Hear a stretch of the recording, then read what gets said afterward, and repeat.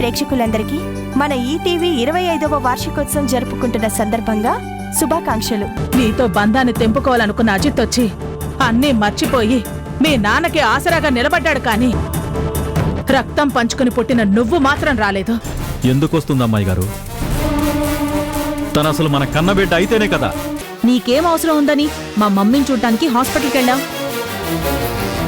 నాతో బంధం వద్దనుకున్నవాడివి, నా కుటుంబంతో ఏం పని నీకు? మీరెందుకు నా కంపెనీలో చేరకూడదు? ఇప్పుడున్న పరిస్థితుల్లో నేను ఈ కంపెనీలో చేరినా సరైన న్యాయం చేయలేను. I'm sorry.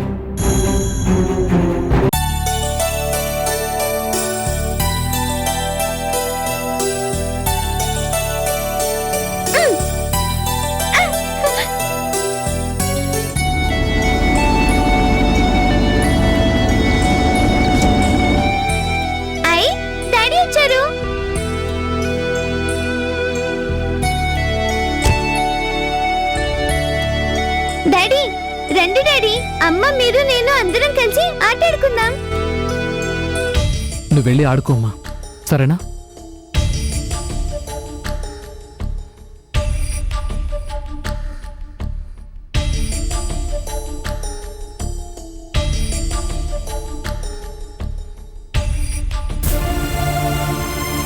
అమ్మా డాడీ నాతోటి ఆడుకోవడానికి రావట్లేదు. అది కాదమ్మా, డాడీ ఇప్పుడే కదా ఆఫీస్ నుంచి వచ్చారు, వెంటనే ఆడమంటే ఎలా? బాగా అలసిపోయి ఉంటారు, కాసేపు ఆగి వస్తారు, సరేనా? నువ్వు ఆడుతూ ఉండు, నేను వెళ్ళి డాడీని పిలుచుకొస్తాను. అలాగే అమ్మా.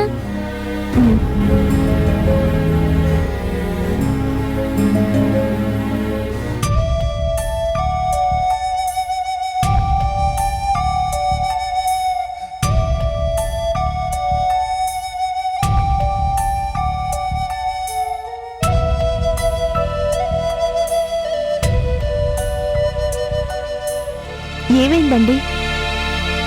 ఎందుకలా ఉన్నారు?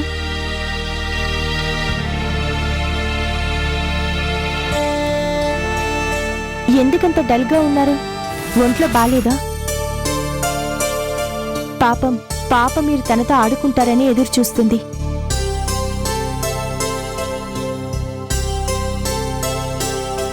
ఆఫీస్లో టెన్షన్ సంజలి. ఏమైంది?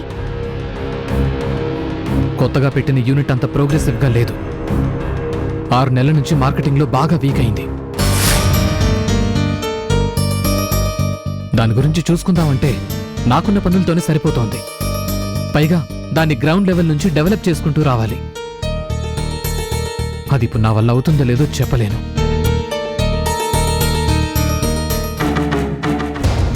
క్లోజ్ చేస్తే ఎంతమంది వర్కర్స్ జాబ్స్ కోల్పోతారు? హెల్ప్ చేయమని అజిత్ని అడిగితే కుదరదన్నాడు అంజలి. కాదన్నాడా? ఎందుకు?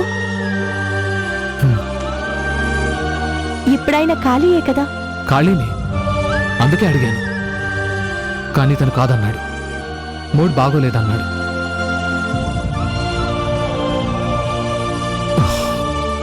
నమ్మకమైన మనిషి లేకపోతే కంపెనీని డెవలప్ చేయడం చాలా కష్టం.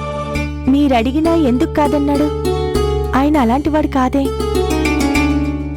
నిజమే అంజలి, కానీ తను చెప్పింది కూడా కరెక్టే అనిపిస్తోంది. అజిత్ పర్సనల్ ప్రాబ్లమ్స్ గురించి నాకు తెలుసు కదా. ఒకవైపు భార్యకు విడాకుల కేసు నడుస్తోంది, మరోవైపు అతను ప్రేమించిన మనిషి దూరమైందనే బాధ కూడా ఉంది. అంతేకాదు, కానీ నిజాయితీగా తనిప్పుడు కాన్సన్ట్రేట్ చేయలేనని చెప్పాడు. అలా స్ట్రైట్గా చెప్పడం నాకు నచ్చింది. కానీ ఇప్పుడు ఎలా ఈ ప్రాబ్లం నుంచి బయటపడాలో నాకు అర్థం కావటం లేదు. మీరు కాస్త గట్టిగా అడిగితే ఎందుకు కాదంటాడు? ఇంకోసారి అడిగి చూడండి. లేదంజలి, అలా అడిగితే నేను అతనికి చేసిన దానికి ప్రతిఫలం ఆశించినట్టు అవుతుంది. నిజానికి అజిత్ ఇప్పుడు ఈ జాబ్లో చేరడం కూడా మంచిదే. ఎందుకంటే అతనున్న మెంటల్ కండిషన్కి ఏదో ఒక డైవర్షన్ ఉండాలి కదా. బహుశా అది జాబ్ అయితే ఇంకా మంచిదే కదా. ఇటు నాకు లాభం ఉంటుంది, అటు అతనికి ఫ్రీడమ్ ఉంటుంది. ఏదో జాబ్ చేస్తున్నట్టు కాకుండా కంపెనీ తన సొంతదలో చూసుకుంటాడన్న నమ్మకం నాకుంది.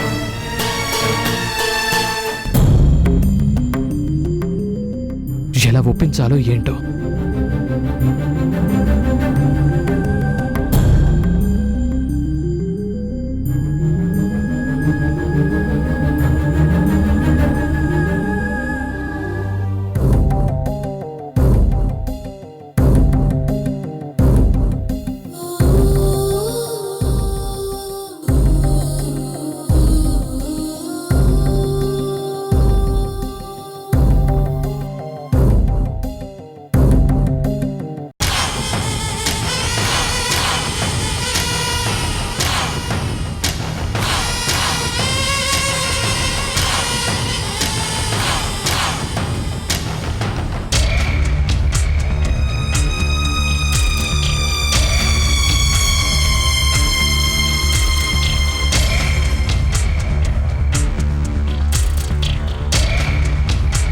ఎక్కడికి వెళ్తున్నావే? ఇంతలా అలంకరించుకుంటున్నావు? బయటికి వెళ్తున్నాను. అదే ఎక్కడికి? ఎక్కడికైతే నీకెందుకు? ప్రతిదీ నీకు చెప్పాలా? కన్నతల్లిని నాకు కాకపోతే ఇంకెవరికి చెప్తావే? ఇలా అందంగా అలంకరించుకుని వెళ్ళి మీ బావ కనిపించకూడదు? కనిపిస్తే ఏమవుతుందంట? ఏమవుతుందంటే పిచ్చి ముద్దా, మీ బావతోటి నీకు పెళ్ళవుతుంది. చక్కగా ఇలా అలంకరించుకుని కనిపిస్తే ఏ మగాడికి మాత్రం మనసు చెలించో చెప్పు? మిగిలిన మగాళ్ళ సంగతి ఏమో కానీ బావ మాత్రం చెల్లించాడు. చూస్తూనే ఉన్నాను కదా, ఇన్ని రోజుల్లో ఏ రోజైనా నా మొహం చూశాడా? నాతో మాట్లాడా? అబ్బా అది కాదే. ఊరుకో. ఆయనేదో నన్ను పెళ్లి చేసుకుంటాడని నువ్వు తాపత్రయపడ్డం తప్ప బావకు అసలు ఆ ఉద్దేశమే లేదు. ఆయన మనసంతా ఇంట్లో ఉంది అంజలి, దాని మీద ఉంది. నేను ఎంత ట్రై చేసినా బావ నాకు పడడని అర్థమైంది. నీతో పెట్టుకుంటే నాకు ఈ జన్మల పెళ్లి కాదు. అందుకే నా దాన్ని నేను చూసుకుంటాను. వసే వసే ఆగవే, అలా అనకే. కోట్ల రూపాయల ఆస్తే చేయి జారిపోతుందే. బావకు నా మీద ఇష్టం లేదమ్మా, నన్ను వదిలే. అయ్యో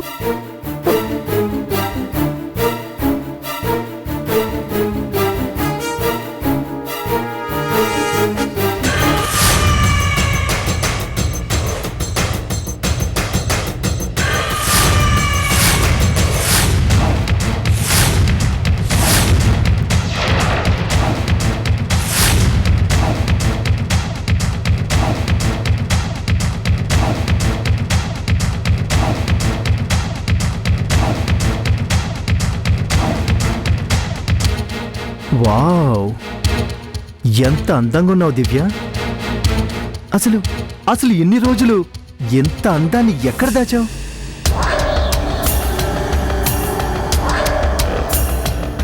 ఆ ఇంట్లో బీరువాలో దాచి తాళం వేసిందిలే.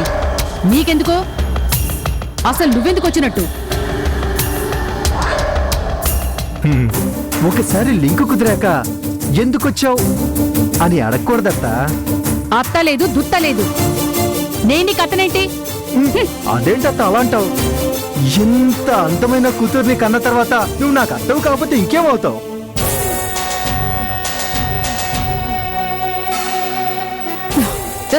ఏయ్ నువ్వు లోపలికెళ్ళు. నేనెందుకు వెళ్ళాలి? నేను వెళ్ళను. నిన్ను అసలు నిన్ను కాదే. ఇదిగో అసలు నీకు ఇక్కడేం పనయ్యా? ఏంటత్తో మర్యాద తగ్గిపోతుంది. ఇంతకుముందు సార్ అని పిలిచేదానివి, ఇప్పుడు నువ్వు అని ఏకవచనంతో పిలుస్తున్నావు. పర్వాలేదులే, ఎంతైనా నా అత్తవు కదా, నువ్వు ఏమన్నా పర్వాలేదు. ముందు నువ్వు బయటికి పో. వెళ్తాను. నాకు ఒక 2 లక్షలు కావాలి, ఇవ్వు వెళ్తాను. ఏంటి 2 లక్షలా? అసలు ఎందుకు ఇవ్వాలి? ఎందుకేంటి, నాకు అవసరం ఉంది. నీకు ఇవ్వాల్సింది ముందే ఎప్పుడు ఇచ్చేసాను కదా. మళ్ళీ మళ్ళీ అడిగితే ఎక్కడి నుంచి తెచ్చిస్తాను? అత్తా, తేనె తుట్టిని కదిపినా నాలాంటి వాడిని కెలికినా దారి ఇలాగే ఉంటుంది. తేనె మొత్తం పిండి తాగేదాకా వదలను. ముందు 2 లక్షలు ఇస్తావా లేదా? నా దగ్గర లేవు, ఉన్నా ఇవ్వను. ఏం చేస్తావు? నా పవర్ ఏంటో మర్చిపోతున్నావత్తా. ఒక్క ఫోన్ చేశానంటే అక్కడ రౌడీలు రెడీగా ఉన్నారు. ఇక్కడ ఫోన్ కట్ చేసే లోపల నీ మీద అరెస్ట్ వారెంట్ ఇష్యూ అయిపోతుంది. ఇదిగో, నీకు ఇలాంటి అందమైన కూతురు నీ పక్కనుందని ఆగాను. లేదంటే ఈ పాటికి నీ చేత కటకటాలు లెక్క పెట్టించేవాణ్ణి. అమ్మో, నీకు కావాల్సిన డబ్బే కదా, నేను తెచ్చిస్తాను.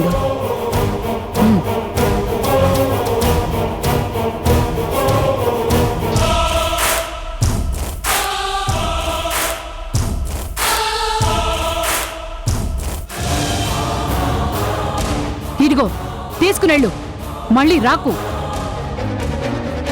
మళ్ళీ రాకు అనే మాట మర్చిపోతమ్మా. ఇదైపోయాక మళ్ళీ వస్తా.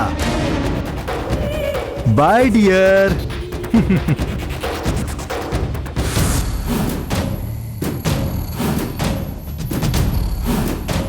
మీ బావతో నీ పెళ్లి మాటేమో కాని ఇదిగో వీళ్లకు రంకు మొగుళ్ళ తయారయ్యాడు. చిచి.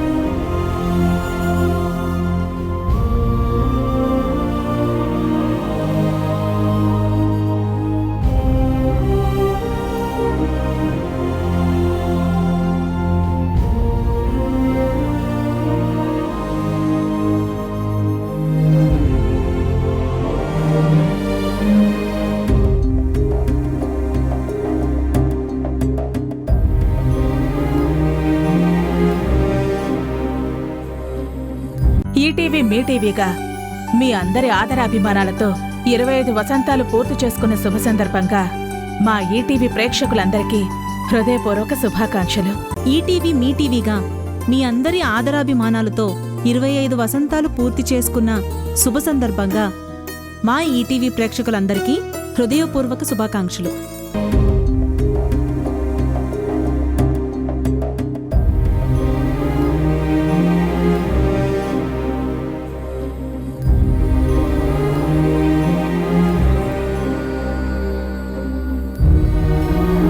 హాయ్ అంజలి. హాయ్. నీ అంతటా నువ్వు ఫోన్ చేసి రమ్మంటావని నేను అస్సలు అనుకోలేదు. చెప్పేంటి విషయం? మీతో పర్సనల్గా మాట్లాడాలని రమ్మన్నాను. చెప్పంజలి. రాజశేఖర్ గారు మిమ్మల్ని జాబ్కి రమ్మని పిలిస్తే రానన్నారంట కదా. మీరు ఆయనకి ఆత్మీయులని నమ్మి మిమ్మల్ని జాబ్కి పిలిచారు. మీరు నిర్మోహమాటంగా చేయను అని చెప్పారు. దానివల్ల ఆయన ఎంత బాధపడ్డారో తెలుసా? ఇది మాట్లాడడానికి పిలిచావా? అవును. ఎందుకు చేయనన్నారు? నాకిష్టం లేదు కాబట్టి చేయనన్నాను. అదే ఎందుకు? మీరైతే కంపెనీని బాగా అభివృద్ధిలోకి తీసుకొస్తారని ఆయన అభిప్రాయపడుతున్నారు.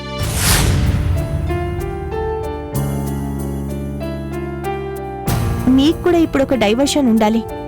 జాబ్లో జాయిన్ అయితే మీకు ఏదో ఒక వ్యాపకం ఉంటుంది. మీకు అంత సాయం చేసిన మనిషికి రుణం తీర్చుకున్నట్టుంటుంది కదా. మీకు రాజశేఖర్ గారి వల్లే కదా కంటి చూపు వచ్చింది. మరి ఆయన రుణం తీర్చుకునే అవకాశం వస్తే ఎందుకు కాదంటారు? ఆయన నా రుణం తీర్చుకోవడానికి జాబ్ చేయమని అడగలేదే. అడగకపోయినా ఇది మీకు అవకాశం అవుతుంది కదా. సరే, నేను జాబ్లో జాయిన్ అవుతాను. కానీ నువ్వు నన్ను పెళ్లి చేసుకోవాలి.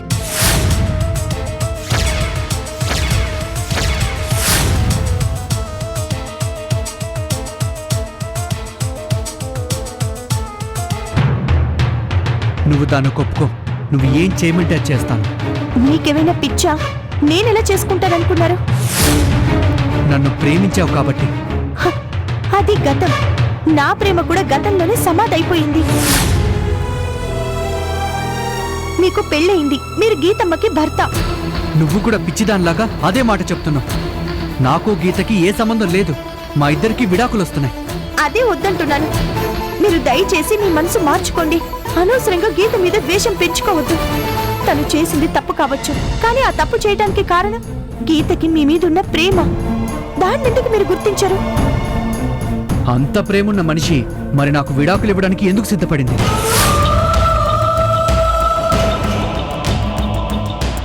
నేను నోటీస్ పంపిస్తే నాకేం అభ్యంతరం లేదని లెటర్ ఆఫ్ కన్సర్న్ ఎలా ఇచ్చింది? మీరు ఇలా చేస్తుంటే తను మాత్రం ఏం చేస్తుంది? బలవంతంగా మీ మీద ఉన్న ప్రేమను చంపుకుంది. మరి నువ్వెందుకు చంపుకోలేదు? నా మీద ప్రేమ లేని దానివి అయితే నన్ను చూడడానికి హాస్పిటల్కి ఎందుకు వచ్చావు? నేను బాగుండాలని గుళ్ళో ఎందుకు కోరుకున్నావు? అది కేవలం జాలి. దాన్ని ప్రేమ అని ఎలా అనుకుంటారు? మరైతే ఇప్పుడు నాకు ఒక వ్యాపకం ఉండాలని ఎందుకు కోరుకుంటున్నావు? నన్ను ఎందుకు జాబ్ చేయమని అడుగుతున్నావు? ఇది జాలేనా? అవును, జాలే. ఓ మనిషి మీద జాలుందంటే దాని వెనకాల ప్రేమ ఉన్నట్టే అంజలి.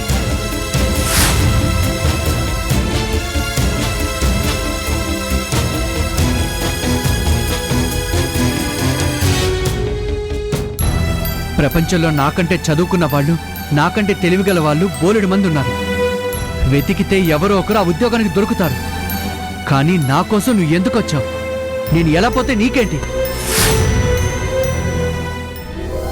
దానికి కారణం ఒక్కటే, నా మీద నీకింకా ప్రేమ ఉంది. లేదు, జాలిని కూడా ప్రేమ అనుకునే మీలాంటి వాళ్లతో నేను వాదించలేను.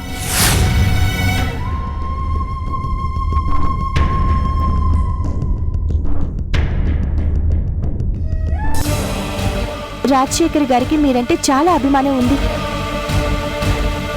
అదెందుకు పోగొట్టుకుంటారు అని చెప్పటానికే వచ్చాను, కానీ మీరనుకున్నట్టు మీ మీద ప్రేమతో కాదు.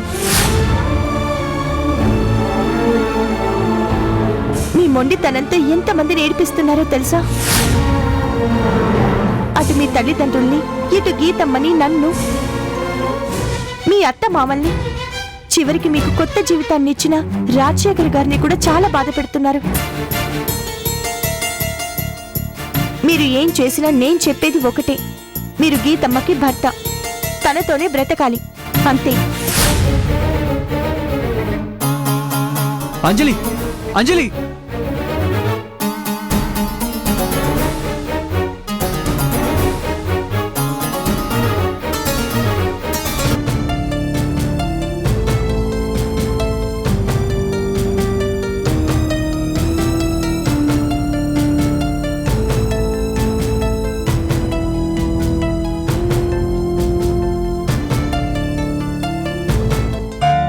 మీరెంతో కాలం నుంచి మాకు మెయిన్ డీలర్గా ఉన్నారు. మీరే తప్పుకుంటా అంటే ఎలా? ఓకే, మీ ప్రాబ్లం నాకు అర్థమైంది. ఇక నుంచి ఆ యూనిట్ మీద నేను పర్సనల్గా కాన్సన్ట్రేట్ చేస్తాను. నాకు కొంచెం టైం ఇవ్వండి ప్లీజ్. మీ నష్టాన్ని నేను ఫుల్ఫిల్ చేస్తాను, నన్ను నమ్మండి. ఒక 2 months చూడండి. Thank you so much.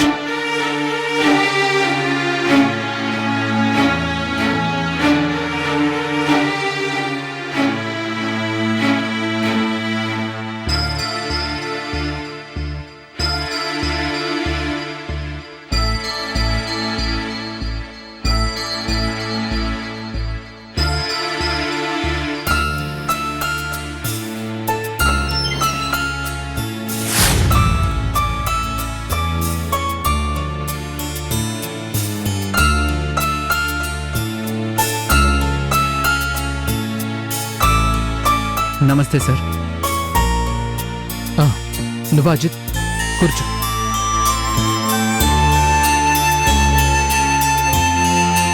ఏంటండి అంత డల్గా ఉన్నారు? చెప్పాను కదా అజిత్, ఆ యూనిట్ గురించి. అదే ప్రాబ్లం. డీలర్స్ వెళ్ళిపోతామంటున్నారు. ఎప్పటి నుంచో ఉన్న వాళ్ళు వెళ్ళిపోతే మళ్ళీ కొత్త వాళ్లతో మార్కెట్లోకి వెళ్ళటం అంత ఈజీ కాదు. ఎందుకు వెళ్తామంటున్నారు? కంపెనీకి లాభాలు రావటం లేదనేనా? అంతేగా, బెల్ల ఉంటేనే ఈగలు వాళ్తాయి. అది తప్పు కాదు. మరి లాభాలొస్తే ఉంటారా? రావాలి కదా. నా నిర్లక్ష్యంతో ప్రోగ్రెస్ అట్టడుగు స్థాయికి వెళ్ళిపోయింది. మళ్ళీ దాన్ని సరిదిద్దుకోవాలంటే అన్నీ మానేసి నేనే దిగాలి. ఎందుకు బాస్, నేనున్నానుగా. ఏంటి బాసా? అదేంటి కొత్త పిలుపు? ఎందుకంటే నేను ఇక్కడ జాబ్ చేస్తున్నాను, అంటే మీరు నాకు బాసే కదా. ఏంటి నిజమా? నిజంగా నువ్వు జాబ్లో చేరుతున్నావా?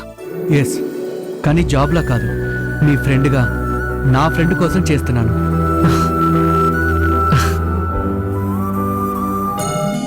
Thank you so much Ajith. నేను అస్సలు నమ్మలేకపోతున్నాను. ఆ రోజు నువ్వు నో అన్నావని నేను చాలా డిసప్పాయింట్ అయ్యాను. కానీ ఇంతలోనే ఇంత గుడ్ న్యూస్ చెప్తారని నేను అస్సలు అనుకోలేదు. ఉన్నట్టుండి ఎలా? నా మనసు చెప్పింది కాబట్టి. వాట్? అదేనండి, నా మనసు నాకు చెప్పింది. ఎవరిని ఏది అడగని గొప్ప వ్యక్తి పిలిచి జాబ్ చేయమంటే వద్దంటం చాలా తప్పు, వెళ్ళి నీ స్నేహితుడి కోసం ఏదైనా చెయ్యి అని చెప్పింది. ఇదిగో వచ్చేసాను. అయితే మీకంటే ముందు మీ మనసుకి థ్యాంక్స్ చెప్పుకోవాలి. ఎందుకంటే నాకు చాలా పెద్ద టెన్షన్ నుంచి రిలీఫ్ ఇచ్చిందండి మీ మనసు.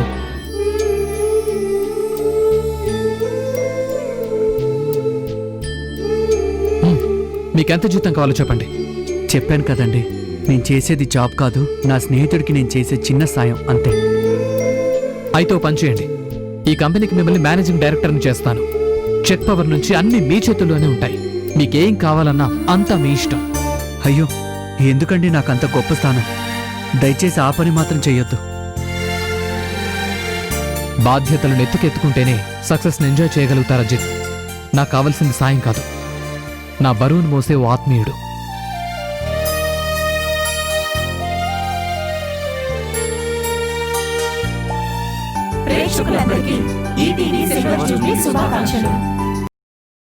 ఇతను అజిత్, మన కంపెనీకి మార్కెటింగ్ అడ్వైజర్, మంచి టాలెంటెడ్ పర్సన్.